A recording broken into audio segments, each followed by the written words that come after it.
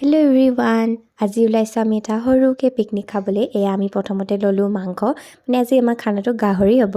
চ' আমি গাহৰি মাংস লৈ ল'লোঁ আৰু তাৰ পায়ে এয়া ধুনীয়াকৈ চটপটা বনাই ল'লোঁ চিপছ চানা কিবা কিবি লৈ গৈছিলোঁ চ' আমি বনাই মেলি ধুনীয়াকৈ খালোঁ আৰু এইফালে আমাৰ জুই ধৰিলেই ধুনীয়াকৈ তাৰপাছত ময়ো শাক চাক কাটিম বুলি দিলোঁ মানে বতৰটো ইমান এটা ভাল নাছিলে সোনকালে বোলো খাই বৈ মেলি আজৰি হৈ থকাটো ভাল হ'ব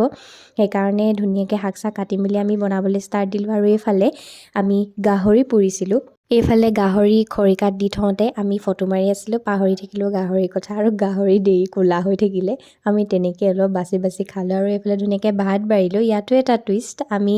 মাংস ভাজিখিনিত ধনিয়া দিবলৈ পাহৰি থাকিলোঁ চ' মাংস নমোৱাৰ পাছতে আমি ওপৰত ধনিয়া এনেই ছটিয়াই দিলোঁ তাৰপাছত আমি ধুনীয়াকৈ খানাটো খাবলৈ বহুত টেষ্টি হৈছিলে ইমান কিবা কিবি হ'ল যদিও